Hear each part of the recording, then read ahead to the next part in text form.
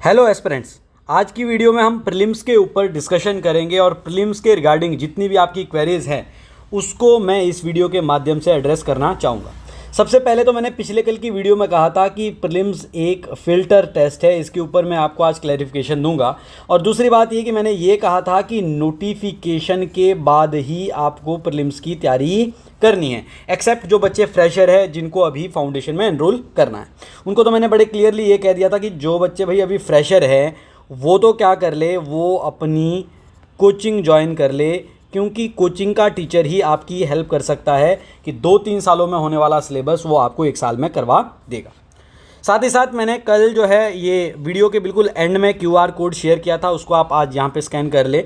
और ये मैंने टेक्स्ट लिंक भी दे दिया जिससे आप टेलीग्राम चैनल फॉलो कर सकते हैं, क्योंकि अपकमिंग डेज़ में जो मैं आंसर राइटिंग का प्रोग्राम शुरू करना चाहता हूँ उस प्रोग्राम के PDFs मैंने यहाँ पर शेयर कर दिए हैं, ताकि आने वाले वीडियोस किस बारे में आपके रहने वाले हैं उसके बारे में आपको पता चलता रहे। साथ ही साथ मैं कुछ और कंटेंट और नोट्स यहाँ पे शेयर करने वाला हूँ, जैसे आज कुछ प्रीलिम्स के रिगार्डिंग नोट्स मैं शेयर करूँगा। तो चलिए शुरू करते हैं। My name is Kailash Pandey, आप में से बहुत सारे लोग मुझे जानते ही होंगे। तो आज हम बात करने वाले हैं कि प्रीलिम्स एक पहाड़ क्यों है। जो मैंने ये टैगलाइन यूज़ की है कि पहाड़ क्यों हैं, वो इसलिए कि 2 तरह के माइंडसेट से लोग प्रीलिम्स की तैयारी कर रहे हैं।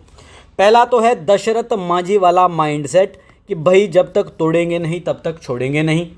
और दूसरा माइंडसेट है आपके पास खोदा पहाड़ निकली चूहिया वाला माइंडसेट। और दोनों ही माइंडसेट के साथ यदि आप प्रीलिम्स की तैयारी कर रहे हैं तो आपका नुकसान होने वाला है।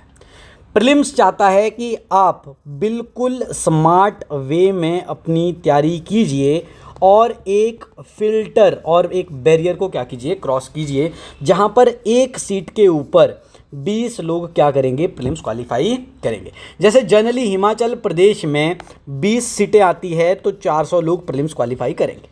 यदि ये 30 सीटें हो जाएं तो 600 लोग प्रीलिम्स क्वालिफाई करेंगे। यदि ये सिर्फ 5 सीटें यदि रह जाए, अगर कैटेगरी वाइज बाइफर्केशन करेंगे तो सिर्फ 100 लोग ही क्वालिफाई करेंगे। अब ऐसे में आपको ये देखना है कि भाई पूरे 1 साल की प्रेपरेशन के बाद इस फिल्टर से इस तरफ जहाँ पर आपने मेंस लिखना है, क्रॉस करने वाले कितने लोग हैं जिनके साथ आपका क्या रहने वाला है, कंपटीशन रहने वाला है। सबसे पहले मैं इसी फिल्टर को आपके सामने एक्सप्लेन करना चाहता हूं, उसके बाद मैं कुछ कॉमन मिस्टेक्स के बारे में बात करूंगा और बुक लिस्ट के बारे में बात करूंगा। अब सबसे पहली बात तो है कि देखो HS की तो 1 या 2 सीट्स होती है। दैट मीन्स पेपर देने वाले या इस साल सिलेक्शन होने वाले बाकी बचे हुए अगर 30 लोग थे तो 1 HS लग गया, 29 बच गए, या अराउंड इसको एवरेज फिगर ले लो 25 लोग वापस प्रीलिम्स में बैठेंगे। जो तहसीलदार है उसने भी HS बनना है, जो BDO है उसने भी HS बनना है, और सर्विसेज में उसको भी प्रॉपर HS में आना है। दैट मीन्स ये सबसे ज़्यादा कैपेबल है और प्रोबेबिलिटी है कि ये क्या करेगा, आपका प्रीलिम्स क्वालिफाई करेगा। फिर भाई अराउंड 70 लोग हैं जो आपके इंटरव्यू देने पहुँचे थे, इनकी भी पूरी प्रोबेबिलिटी है कि ये क्या जाएंगे, मेंस के लिए जाएंगे। फिर भाई वो लोग जो अराउंड 500 में एवरेज नंबर लिख रहा हूँ, 500 लोग जिन्होंने इस बार क्या दिया था, मेंस दिया था, इन्होंने इंटरव्यू दिया था, इनकी सिलेक्शन हो गई थी, ये लोग यहाँ पर क्या करेंगे, मेंस लिखने की तैयारी करेंगे। कुछ लोग अराउंड 100 लोग ऐसे हैं जिन लोगों का 2 नंबर से या 4 नंबर से क्या रह गया था, प्रीलिम्स रह गया था। अराउंड 100 या 200 लोग ऐसे भी हैं जिनका CSET की वजह से क्या रह गया था, प्रीलिम्स रह गया था। कुछ 100 लोग ऐसे होंगे जो अब अटेम्प्ट नहीं देंगे, एज हो गई या मन भर गया। तो ये मान के चल लेते हैं कि 100 लोग वो भी होते हैं जो बिल्कुल अभी फ्रेशर है, फर्स्ट अटेम्प्ट दे रहे हैं, ये भी क्या करते हैं, प्रीलिम्स क्वालिफाई करते हैं, क्योंकि ये बहुत ही ज़्यादा शिद्दत के साथ, मेहनत के साथ सारी साल क्या करते हैं, तैयारी करते हैं। तो भाई मैं ये आपको बताऊं कि ये जो फ़िल्टर है, इस फिल्टर को क्रॉस करने के लिए मोस्ट कैपेबल, मोस्ट प्रोबेबल बच्चे ये सब हैं। और इसमें यदि ये मैं टोटल आपको एवरेज काउंट करके दूं ये सब जोड़ के, क्योंकि ये कॉमन ही बच्चे हैं इंटरव्यू और इस वाले, तो अराउंड 800 बच्चा ऐसा है जो हर साल प्रीलिम्स को क्वालिफाई करने के, इस फिल्टर को पास करने के कैपेबल बन जाता है। ठीक है, एक स्टोरी ये भी है, मैं अक्सर जब क्लासरूम में पढ़ाता हूँ तो क्लासरूम में बच्चों को बड़े फ्रैंकली ये बात बताता हूँ कि देखो जब बैच में बच्चा बैठता है तो 60 बच्चा बैठेगा, पहला सब्जेक्ट खत्म होगा 30 ही बच्चा बैठेगा, दूसरा सब्जेक्ट खत्म होगा ये 20 बचेगा, कोर्स खत्म होते होते 10 बच्चा बचेगा। बैच 1 में ऐसा हो जाएगा, बैच 2 में अगेन 60 से 10 पे गानी आ जाएगी, बैच 3 में भी बात आ जाएगी, मान लीजिए 40 बच्चा बैठा वो भी 10 पे आ गया। ऐसे करके जब कोई कोचिंग अकेडमी मान लीजिए यदि 200 बच्चा पढ़ाता ही है तो पूरी कोचिंग करने वाला बच्चा ही गिन के कितना बच जाता है, 40। ये स्टोरी यहाँ भी नहीं है, ये देखिए मान लीजिए ये प्रीलिम्स पूरा हुआ, मेंस में क्या हो जाता है, मेंस में ये 3-4 बैच इकट्ठे हो जाएंगे, 30 बच्चा मेंस में बैठा, मेंस खत्म होते ये सिर्फ 20 ही बच्चा बैठता है। तो कोचिंग का सबसे जो बच्चे तैयारी कर रहे होते हैं उससे मैं जो अभी इसमें यदि कोई फ्रेशर देख रहा है, वैसे तो मैं जनरली कहता हूँ कि फ्रेशर्स बच्चों को कोचिंग ही करनी चाहिए, इन वीडियोस को देख के अभी मोटिवेशन और स्ट्रेटेजी की आपको ज़रूरत नहीं है। बट ये कोचिंग की हालत है कि आपके पास जो लार्जली सारा बच्चा तैयारी कर रहा है ना, अराउंड मान के चलिए कि कोई यूपीएससी की तैयारी कर रहा है, कोई एचएस की तैयारी कर रहा है, अगर जो है 1000 से 2000 बच्चा भी तैयारी कर रहा है तो इसमें से 100 ही बच्चा छंट के इस फिल्टर को पास करने वाला है।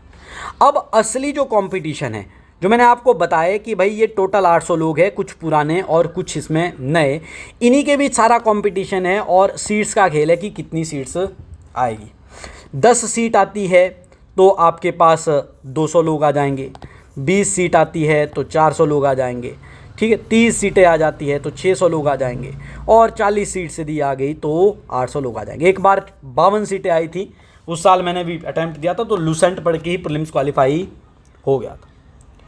अब भाई यहाँ पर इस बैरियर में जब एक तरफ 800 लोग और एवरेज में मान के चल रहा हूँ कि 500 लोग, तो ये 300 लोग क्या गलतियाँ कर रहे हैं, और इनमें से ही कुछ लोग जो किसी साल बॉर्डर पे बाहर हो जाते हैं, किसी साल अंदर हो जाते हैं, वो लोग क्या कर रहे हैं, इसका मैं डिफरेंस आपको बता रहा हूँ। देखो मैंने 2 माइंडसेट की आपको बात की, एक तो है बड़ा इगोइस्टिक माइंडसेट कि भाई नहीं अब तो सारा सिलेबस ख़त्म करना है, सब रट्टा मार देना है, 3 अकेडमियों के टेस्ट सीरीज़ें ख़त्म करनी है, सब टेस्ट सीरीज़ों में 150 नंबर लेके आएंगे। ये भाई ऐसा हो गया कि आपने बहुत ज़्यादा समय इस पर अपना क्या कर दिया, वेस्ट कर दिया, तो आपका प्रीलिम्स क्वालिफाई तो हो जाएगा बट उसका फ़ायदा ज़्यादा होने वाला नहीं है। दूसरा ऐसा हो गया कि आप मिसगाइडेड हैं, आपने सारा साल 3-3 घंटे करंट अफेयर पढ़ने में लगा लिया, आपने सारा साल जो है एक सब्जेक्ट को बहुत अच्छे से तैयार करने की, मान लीजिए आपने मॉडर्न हिस्ट्री बहुत अच्छे से तैयार की, पर इस साल जो है मॉडर्न हिस्ट्री का पेपर ही ख़राब आ गया। पिछले 3 सालों में 4 सालों में ऐसा होता था कि इकोनॉमी हिमाचल प्रदेश में अच्छा नहीं आ रहा था, या आपने मान लीजिए एंशिएंट मिडाइवल पढ़ लिया, या मान लीजिए हिमाचल प्रदेश में आपने राजाज पे बहुत ज़्यादा रट्टा मार लिया, राजाज से क्वेश्चन नहीं आ रहा है तो एक है वो किसी को नहीं आ रहा। ऐसे मिसगाइडेड होके क्या हो जाता है कि खोदा पहाड़ निकली चुया वाली स्थिति हो जाती है। इस दोनों माइंडसेट में आपको नुकसान होने वाला। तो भाई करना क्या चाहिए आइडियल सिचुएशन में, जब मैं अपने आप को देखता हूँ कि मेरे कब प्रीलिम्स नहीं निकलते हैं और कब मेरे प्रीलिम्स निकल जा रहे थे, तो वो आइडियल सिचुएशन में आपको बताना चाहता हूँ जिससे आप अपनी प्रीलिम्स की जो तैयारी है, जिसको मैं बोल रहा हूँ कि भाई नोटिफिकेशन के बाद ही तैयारी करनी है, अराउंड ये 2 महीने की आपकी तैयारी रहने वाली है और 2 मंथ में आपका प्रीलिम्स डेफिनेटली निकलेगा। देखो भाई सबसे पहली गलती तो ये कि CSET 2-3 सालों से क्वालिफाई नहीं हो रहा। अगर आप आर्ट्स बैकग्राउंड से, इवन इंजीनियरिंग बैकग्राउंड वालों के भी नहीं हो रहे क्लियर, तो आपको डेफिनेटली CSET में अर्थमेटिक, लॉजिकल, रीजनिंग, इंग्लिश के ऊपर ध्यान देना पड़ेगा। अकेले इंग्लिश के भरोसे भी नहीं जाना, अर्थमेटिक, लॉजिकल, रीजनिंग को अच्छे से तैयार करना पड़ेगा। दूसरी जो बड़ी दिक्कत है वो दिक्कत है भाई करंट अफेयर के पीछे। करंट अफेयर ऐसा एक नॉलेज ग्रीड बन जाता है हमारे लिए, ये कभी नहीं सेटिस्फाई हो सकता। हर दिन नया आएगा, दिन के 20 क्वेश्चन बनाओगे, साल के जो है आपके पास 6000 क्वेश्चन बन जाएंगे, पर पेपर में तो 15 ही आने हैं ना, फिर इसके पीछे फंस जाते हैं। फिर भाई हम किसी सब्जेक्ट को लेकर बहुत ज़्यादा क्या हो जाते हैं, जज्बाती बन जाते हैं, उस सब्जेक्ट के पीछे हाथ धो के पड़ जाते हैं। और अब ये यहाँ पर स्मार्टनेस नहीं दिखाते, और जैसे मान लीजिए जियोग्राफी के पीछे हाथ धो के पड़ गए, बट पेपर में आनी है मैपिंग, क्लियर बात। आप हिस्ट्री के पीछे हाथ धो के पड़ गए, पर हिस्ट्री का पेपर ही बहुत टफ पड़ गया, क्लियर बात। आप लेट्स सपोज जो है एनवायरनमेंट और साइंस, बहुत सारे लोग इसको नेग्लेक्ट करते हैं, यहाँ पर आप तैयारी नहीं कर रहे हो तब आपका पेपर रुक जा रहा है, ऐसे में भी आपकी तैयारी नहीं हो पाएगी। यदि आप किसी भी एग्ज़ाम में, एचएस के एग्ज़ाम में नहीं, किसी भी एग्ज़ाम पे जब आप बॉर्डर पे हो, तब आपको ये नहीं पता कि आपका कौन सा सब्जेक्ट स्ट्रॉन्ग है, कौन सा सब्जेक्ट वीक है, तब भी आपकी प्रीलिम्स ना होने की संभावना बढ़ती है। या फिर ऐसा हो सकता है कि भाई सीट्स ही कम आई, तब आपको पता है कि शायद आप इसमें करंट जो है उतने मार्क्स नहीं गेन कर पा रहे हो कि मान लो 5 ही सीटें आई या 8 ही सीटें आई, या कैटेगरी में जैसे एक एक सीट आ जाती है, तो कई बार चैलेंज हो जाता है। पेपर कब निकल जाता? तो भाई सबसे पहले आइडियल सिचुएशन तो है जब सीट्स ही थोक में हैं, कि जैसे इस बार संभावना लग रही है कि भाई 34, 35 या 40 तक सीट्स बन जाएगी, तब आपका प्रीलिम्स ईजिली हो जाएगा। दूसरा ये कि आपने उन सब्जेक्ट्स को बहुत अच्छे से पढ़ा जो स्कोरिंग थे, जैसे आपके पास जियोग्राफी, मैपिंग आपने अच्छे से पढ़ ली। फिर आपके पास बजट एंड सर्वे हिमाचल प्रदेश में अच्छे से पढ़ लिया। हिमाचल प्रदेश से बहुत सारे सवाल आते हैं, और ख़ास करके जियोग्राफी, पर्सन्स, फिर आपके पास एंशियंट, मुग़ल, कॉलोनियल हिस्ट्री, प्रजामंडल्स, ये जो नए कुछ टॉपिक्स है ये आपने अच्छे से पढ़े थे मेंस के लिए, तो आपके पास यहाँ पर प्रीलिम्स निकालना बहुत ज़्यादा आसान हो जाता। या फिर करंट अफेयर आपने इतने ईमानदारी से और एक स्मार्ट वे से पढ़ा, जिसमें आपने 2 मैगजीन्स फॉलो कर ली, 2 टीचर्स को फॉलो कर लिया, मैराथन सीरीज़ उनकी लगा ली, और वहीं से आपके पास 15 में से लेट्स सपोज 10 क्वेश्चन निकल के आ गए। और लास्ट सबसे इंपॉर्टेंट चीज़ जो मैं बार बार कहता हूँ, PYQs। अगर आपको PYQ का ट्रेंड पता है, ये पता है कि पेपर किस प्रकार से सेट हो रहा है, तब भी आपका पेपर निकालना बहुत ज़्यादा आसान हो जाता है। तो भाई इस सारी चीज़ को समराइज़ करने के लिए यदि मैं आपकी प्रीलिम्स की स्ट्रेटजी ड्रॉ करूं, तो सबसे पहली बात तो ये कि नोटिफिकेशन के बाद तैयारी करनी है, तब तक आपको अपना मेंस तैयार करना है और अपना ऑप्शनल तैयार करना है। टेलीग्राम चैनल पर मैंने कुछ आंसर राइटिंग के पीडीएफ्स भी शेयर कर दिया, और आने वाली वीडियोस में मैं मेंस की बात करने वाला हूं। बल्कि कल की जो वीडियो है उसके ऊपर मैं बात करने वाला हूं कि मेंस में आज की डेट में एआई को कैसे इंटीग्रेट करना है। यदि एआई नहीं कर रहे हो, चैट जीपीटी नहीं चला रहे हो, उसका हेल्प नहीं ले रहे हो, तो समझिए कि फिर आप इस तैयारी में पिछड़ते जा रहे हो। स्ट्रेटजी क्या करनी है? तो सबसे पहले यदि आपने किसी एकेडमी में फाउंडेशन कोर्स कर रखा है, उसकी क्लासेस के नोट्स बना रखे हैं, तो सिर्फ यही रिवाइज करना है और नहीं भटकना है कहीं पे भी। एक कोई टेस्ट सीरीज़ कर लेनी है, बाकी कुछ नहीं करना है। ये नहीं कि क्लास के नोट्स भी बनाए हैं, 5 किताबें अलग से पढ़ रहे हैं, 5 टेस्ट सीरीज़ लगा रहे हैं, तब वो आपके एफर्ट्स क्या होने वाले हैं? वेस्ट होने वाले हैं। यदि ऐसा है कि भाई फाउंडेशन कोर्स 1-2 साल पहले कर लिया है, अब चीज़ें भूल रहे हैं, तो कोशिश तो कीजिए इसी को रिवाइज कीजिए और इसी में कुछ चीज़ें मॉडिफिकेशन कर लीजिए, वैल्यू अपडेट कर लीजिए।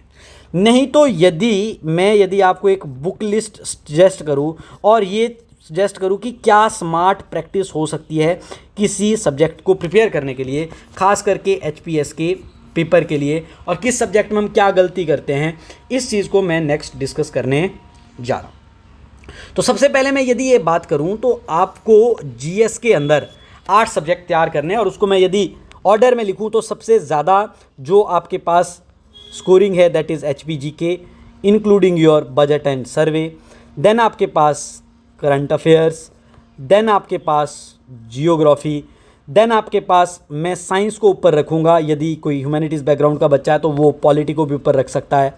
देन इसके बाद मैं कहूँगा हिस्ट्री में भी मॉडर्न पे फोकस रखना है, एंशिएंट एंड मिडाइवल को स्किप कर सकते हो। और फिर आपके पास आ गया इकोनॉमी। देखो मैं ये सेट क्यों कर रहा हूँ, तो मैं ये मान के चलता हूँ कि भाई यहाँ से अराउंड 25 कर क्वेश्चन आते हैं, यहाँ पर 15 कर क्वेश्चन आते हैं, यहाँ पर भी 15 कर क्वेश्चन आते हैं, यहाँ से 10 आते हैं, यहाँ पर 10 आते हैं, यहाँ पर भी 10 आते हैं, और यहाँ पर भी आपके पास क्या है 10 क्वेश्चन आते हैं। ये मैं एवरेज नंबर लिख रखा हूँ, 2-4 नंबर ऊपर नीचे भी हो सकता है। अब इसकी तैयारी करने के लिए हिमाचल प्रदेश में सबसे ज़्यादा इंपॉर्टेंट चीज़ क्या है आपके पास? HPGK। मिस्टेक क्या होती है वो कि आपने PYQ नहीं देखा, आपने बहुत सारी ऐसी चीज़ें देख ली, जैसे राजा पे बहुत ज़्यादा इन्वेस्ट कर लिया, हर प्रिंसली स्टेट के 20-20 राजा याद कर लिए, पर सवाल एक ही बन रहा है। ऐसे अगर मिसगाइडेड तैयारी करोगे तो फिर यहाँ पर फंस जाओगे। और दूसरी प्रॉब्लम ये हो सकती है कि अगर आपने बजट एंड सर्वे स्किप कर दिया, बजट एंड सर्वे तो भाई 6 से 10 क्वेश्चन आने ही आने हैं, ये आप स्किप नहीं कर सकते। करंट अफेयर नेक्स्ट बहुत इंपॉर्टेंट थीम। सबसे बड़ी गलती कि रोज ही 3-3 घंटे लगा रहे हो, जबकि हो ये सकता है कि आसानी से लास्ट के 2 मंथ में साल का एक कंपाइलेशन ले लो या एक कोई मंथली कंपाइलेशन ले लो, उसका रिवीजन करो, बार बार रिवीजन करो, मैराथन लेक्चर्स लगाओ टीचर्स के, क्योंकि वो भी तो मेहनत कर रहे हैं आपके लिए कंटेंट बनाने के लिए, तो वहाँ से डायरेक्टली आपका पेपर निकल सकता है। जियोग्राफी में गलती ये हो सकती है कि फिजिकल बहुत अच्छे से पढ़ ली, ह्यूमन बहुत अच्छे से पढ़ ली, जीसी लियोंग पढ़ ली, मोटी मोटी किताबें पढ़ ली, जबकि पेपर में क्या आनी थी, मैपिंग। तो मैपिंग बहुत अच्छे से कर लोगे तो ये आपका हो जाएगा। साइंस मैंने यहाँ पर ऊपर क्यों डाल रखा है, तो इसलिए देखो साइंस बहुत कम सिलेबस है, 9वीं 10वीं की एनसीईआरटी बहुत अच्छे से पढ़नी है, वैसे 6ठी से 10वीं तक आपको पढ़नी चाहिए। हम साइंस कोचिंग एकेडमी में पढ़ाते तो 30 लेक्चर लगता है, पॉलिटी हम पढ़ाते तो 60 लेक्चर लगता है। तो देखो 60 लेक्चर को समराइज करके 10 क्वेश्चन आने और 30 लेक्चर को समराइज करके 10 क्वेश्चन आने, तो क्या तैयारी करनी चाहिए? Definitely I will go with science, दो मैं पॉलिटी का खुद टीचर हूँ, बट यदि ह्यूमैनिटीज़ वाले बच्चे हैं तो हो सकता है शायद इसको ऊपर ना रखें। मैं ये हिमाचल के पेपर में ज़रूर कहूँगा साइंस बहुत ईजी आती है यदि आपने एनसीईआरटी तैयार कर ली। देन आपके पास polity, one of the easiest for GS. Then history में मॉडर्न पे बहुत ज़्यादा फोकस करो, एंशियंट मिडाइवल के सवाल कम आते हैं, बट एटलीस्ट लूसेंट तो आपको क्या करनी है, पढ़ के जाने। और इकोनॉमी कॉन्सेप्चुअल है, कई बार बहुत ज़्यादा गंदे सवाल आ जाते हैं, कई बार कॉन्सेप्चुअल सवाल आते हैं, और ख़ास करके इसमें करंट अफेयर में पिछले 3-4 सालों में जो डेवलपमेंट्स हुई है वो, क्योंकि जो भी इकोनॉमी पढ़ाता है वो साथ साथ में पढ़ाते जाता ही है, वो चीज़ें आपको यहाँ पर क्या करनी है, तैयार करनी है। देखो कोई एक सब्जेक्ट ना ऐसा होगा, कई बार इकोनॉमी कई बार हिस्ट्री, जिससे बहुत ख़राब सवाल आएंगे। जैसे एनवायरनमेंट एक सब्जेक्ट छूट रहा है, एनवायरनमेंट में 1-2 सालों से हिमाचल में क्या थीम पकड़ा है कि बोर्ड पूछेंगे जी, बोर्ड का हेडक्वार्टर पूछ लेंगे, याद कर लो सारे, है ना। नेशनल पार्क है, चलो इजी है, वेटलैंड साइट्स है, इजी है, कुछ करंट अफेयर की न्यूज़ इजी है, बोर्ड्स के हेडक्वार्टर पूछ लेंगे जी। तो ये सब कई बार क्या हो जाते हैं, ट्रिकी क्वेश्चन हो जाते हैं। अब यहाँ पर मैं आपको थोड़ी सी, अगर लास्ट में वीडियो के एंड में बुक लिस्ट या एक स्ट्रेटेजी यदि बताऊँ कि जब भी कभी नोटिफिकेशन आपका आएगा उसके बाद आपने किस प्रकार से तैयारी करनी है, रिवीजन किस प्रकार से करना है, तो सबसे पहला तो यही है कि जो नोट्स बने हुए हैं जी वही करो, फिर इसके बाद मेरी वीडियो देखने की ज़रूरत भी नहीं। यदि नहीं बने हैं उसमें वैल्यू एडिशन यदि करना है, तो वैल्यू एडिशन के लिए सबसे पहले आपका HPGK हो सकता है। HPGK के लिए आपके पास जोग्टा अकेडमी की बुक प्लस MCQ का भी कंपाइलेशन आ चुका है। ये नहीं करना है तो फिर हिमाचल दर्पण, इसमें क्या है कि एक ही बुक के अंदर दोनों चीज़ें यहाँ पर क्या कर रखी है, दे रखी है, नोट्स भी दे रखे हैं, साथ में MCQ भी दे रखे हैं। देन आ जाता है आपके पास बजट एंड सर्वे, तो जोग्टा अकेडमी का बजट एंड सर्वे इस साल अभी MCQ इसके पब्लिश नहीं हुए, जैसे ही वो आ जाएंगे तो MCQ करना भी बहुत ज़्यादा जरूरी है, जैसा लास्ट ईयर के सर्वे में हमको देखने को मिला था। देन इसके बाद करंट अफेयर। करंट अफेयर तो ऐसी चीज़ होती है कि सबसे ज़्यादा बच्चों के डाउट ये होती है कि करंट अफेयर कैसे पढ़े, तो मैं अपने आप को सोर्सेज बता देता हूँ। तो एक साल का स्पीडी एक कंपाइलेशन पूरे साल का मिल जाएगा स्पीडी पब्लिकेशन का।